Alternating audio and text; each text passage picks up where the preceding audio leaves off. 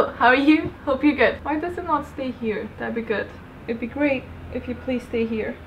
No? Fine.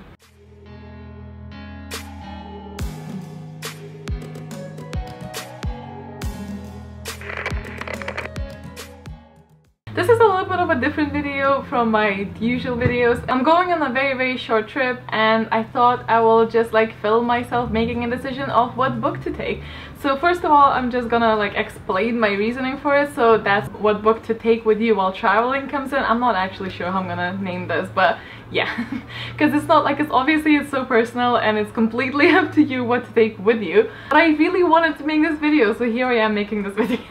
So I'm sorry if it's a little bit like odd and or like not helpful at all, but I hope you're still gonna enjoy it. So I just thought I'm gonna tell you first what my qualifications are for the book. So I'm currently reading Nevernight, but so I really want to either finish the book before I go or just have like a tiny bit left for when I come back, because I'm coming back on the so I'm coming back on the 23rd of October, so I still will have a few days before the live stream to finish that book, but I really don't want to stress myself out. So I would really love to finish it, but I also know myself, so I might not be able to.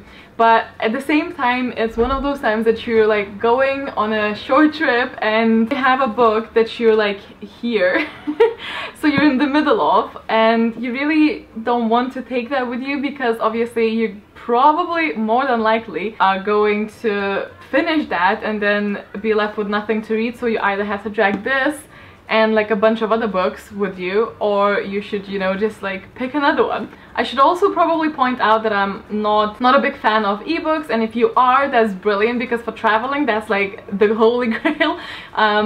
I understand they're so practical. I just simply don't get the same satisfaction from reading them, which is kind of sad because I read them much quicker than physical books, but physical books for me just like give this like oomph of like relaxation. I don't know, I just really enjoy reading physical books instead. I do have some books, I think.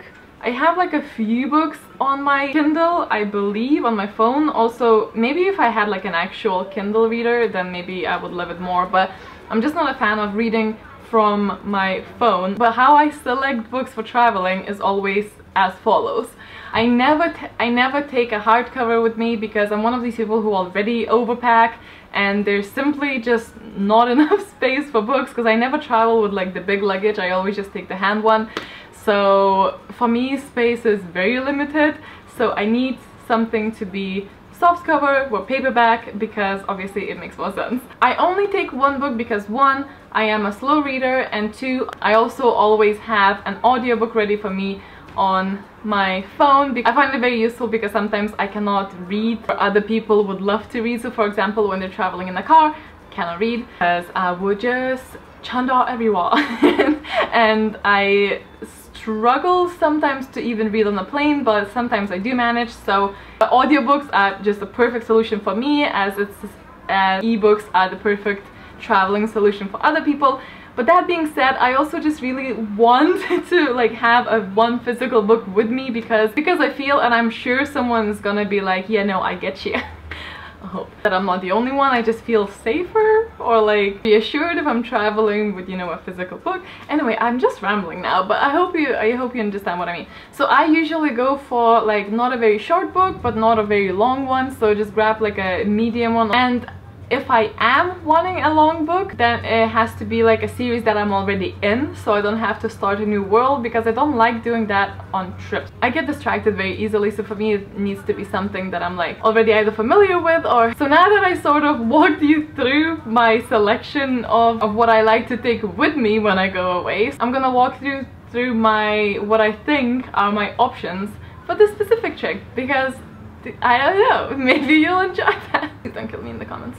So I have 4 books that I feel are similar in size. So as I said, like a good medium. It's not like tiny, like this one is quite smaller than the rest of them. And then I also have one that's a bigger one. So I'll walk you through them. So one of the options is One Dark Throne by Kendra Blake, and that is a second book. You'll see a pattern here. That is a second book for 3 Dark Crowns. So this is a quite an easy read for me. It doesn't read slowly. It is a high fantasy, but it's fairly tame one for that. Like, it doesn't overwhelm you. Like Nevernight, I find it's quite hard to read, and I think during a trip, because there's so many things going on around you, I wouldn't be able to concentrate on that. But I think this would be quite good because it is really easy to read, I think. I did actually already start it, but I'm only like a tiny bit in there, so I might take this one with me because I feel like I could really relax in it.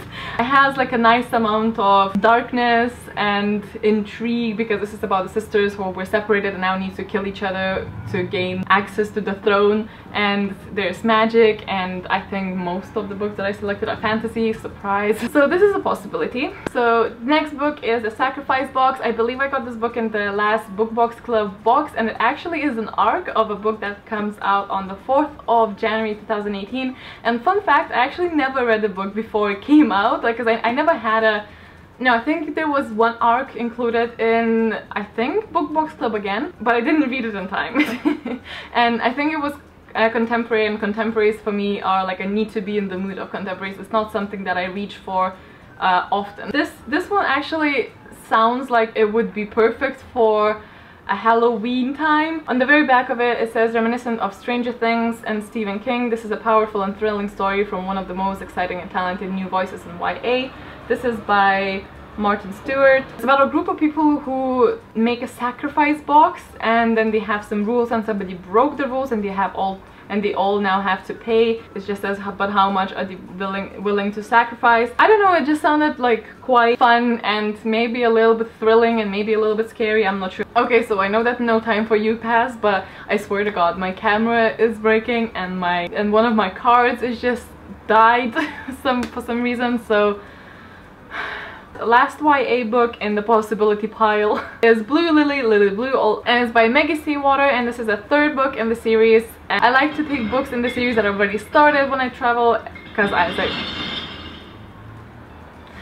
I said, I like to already know the world that I'm in, so I don't get as distracted. And this also has this clairvoyance, mystery vibe. I think that all of these so far are really suitable for autumn. Also, side note, I really like the cover of this one.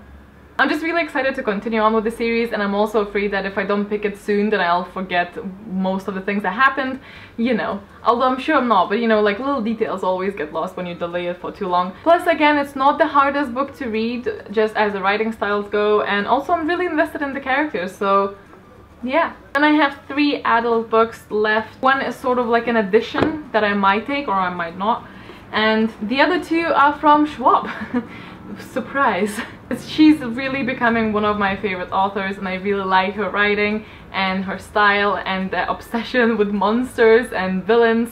And speaking of villains, Vicious is something that is written from a villain's perspective. I know it's supposed to be quite dark. It's a twisted tale of ambition, desire, and superpowers, and I know that the second book in this specific series is being written. I don't think it's out yet, and I just really want to be in the loop for when it does come out.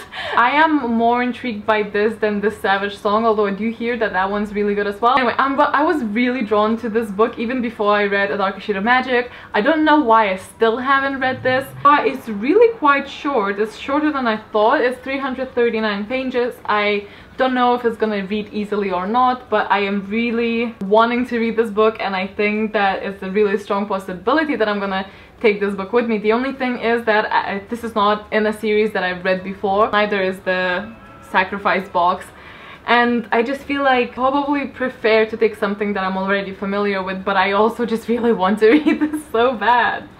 Damn it. And then you know how I said I wouldn't take a big book with me unless it would be in the series. So this is the final book in A Darker Shade of Magic, and it's A Conjuring of Light by Victoria Schwab, and I just quite a big book.